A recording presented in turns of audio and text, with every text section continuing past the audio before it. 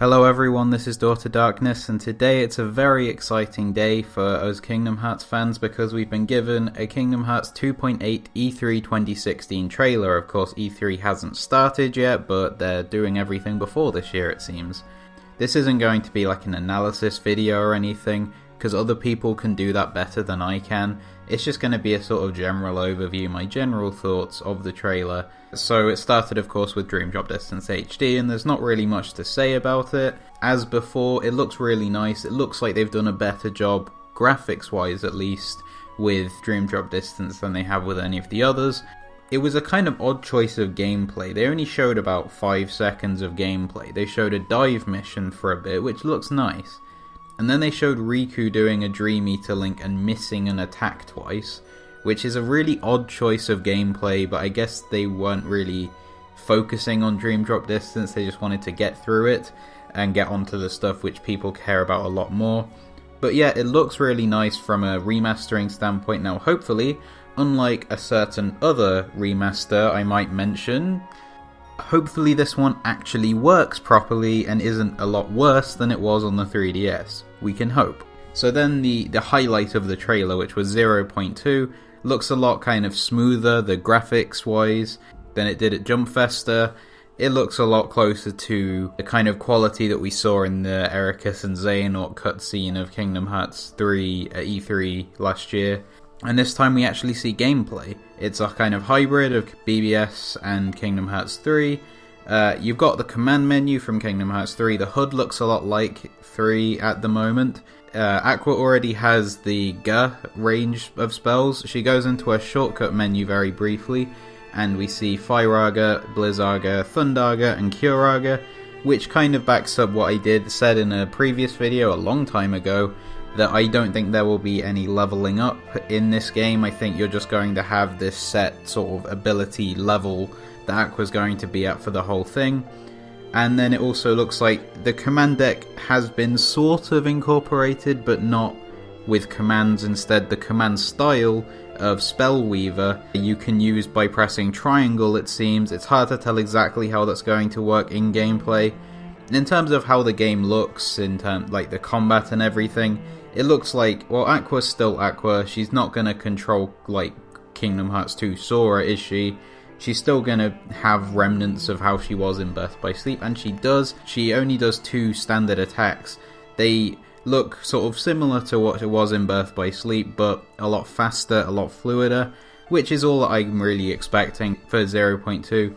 I was expecting it to be like Birth by Sleep, but a bit better, which is fine for me. And then the trailer, or the part of 0.2, ended with Terra suddenly appearing at the end, which was the one which got a lot of big reactions. Now what most people are saying, and I tend to agree, is that this is not actually Terra. Aqua's kind of mind is playing tricks on her. She's at the Castle of Dreams in the Realm of Darkness, which was where she first saw Terra after leaving home in Birth by Sleep. So a lot of people are saying that it's an illusion, and I think that is most likely. However, it could be a kind of similar to the final episode of Birth by Sleep, when Terra kind of calls out to Aqua, tells her where he is, except he kind of appears physically, because Nomura did suggest that Aqua would find out stuff about Terra, so maybe even if it is an illusion, he is actually going to be able to provide information for her of how Terra can be saved. That, or when you think of what happened to Riku in Kingdom Hearts 1 when his body got overtaken by Ansem, he got sent to the Realm of Darkness, so maybe Terra also got sent to the Realm of Darkness? I guess we'll have to wait and see, but yeah, Terra is in Birth by Sleep 0.2 at least. And on a similar note, the voice actors Willa Holland and Jason Doring sound like they're back. They sound pretty similar to what they did before. So then onto Kingdom Hearts Key back cover. This is the first time we've heard English voice acting, and it looks like it's been really well done. Like seriously, the voice acting in back cover, this trailer part at least, was really good. And we also see the foretellers and all those other characters in the Kingdom shader for the first time. They're looking really good, really kind of polished and smooth. There are some similarities with the voice actors. Leopardus was the main one. When he first starts speaking, the first thing he says, he sounds a lot like Roxas. So my guess is that Jesse McCartney is voicing Leopardus. If it's going by the whole kind of parallels theory and Leopardus is like Ventus, I guess he sounds more like Roxas because he's older than Ventus is in Birth by Sleep. There were other similarities. For example, Ursus, I think it was, sounded a little bit like Terra, but that was the one which mainly stood out for me. Obviously, we don't know who their English voices are just yet. We'll see. There was also a black-coated man who has appeared in Key and Unchained Key quite a bit so far, but most people had said that he was young Xehanort, but he doesn't actually sound like young Xehanort. His voice didn't really sound like anyone that I've heard before, except at the end. It sounded kind of familiar. He sort of reminded me of Xigbar a little bit with the way he kind of moved around and stuff, which I might have a thing talking a bit more in depth about that coming up in the future. For now, I think there's some kind of similarity with Braig or Xigbar, or it could be, anyone. He even sounded a little bit like Axel. I guess we'll find out in the future. I'm going to have a closer look at this part of the trailer in particular, because there's a lot to pick out of it, and I'll try to see what I can come up with as far as theories or analysis or whatever goes, and I'll look more into that in the coming days. And then the trailer ended with the release month for 2.8, not quite the date just yet. It's December 2016, and most importantly, worldwide.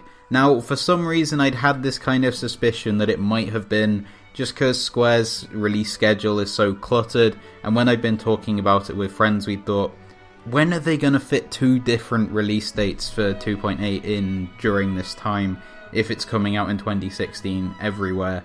And yes, it seems that it is going to be worldwide. So that's great news. The first time this has ever happened for Kingdom Hearts. That's great.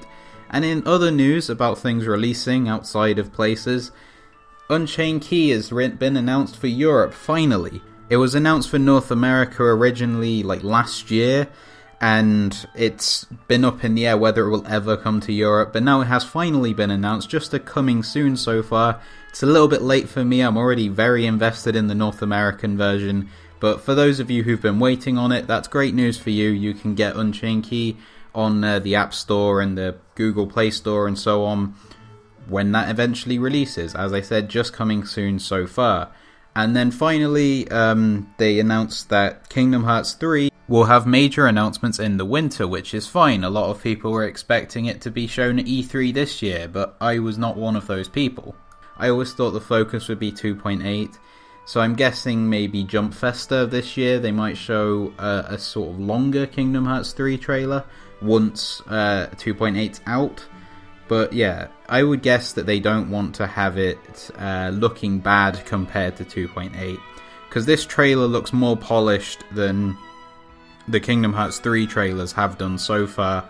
So my guess is they've been focusing on making this look good in time for its release in December. So Kingdom Hearts 3 is not quite at that level yet. They don't want it to kind of look bad compared to 2.8, so they're holding it off until 2.8's out. But yeah, that's all I've got to say. It has ended up being quite a long video today. Good day for us Kingdom Hearts fans.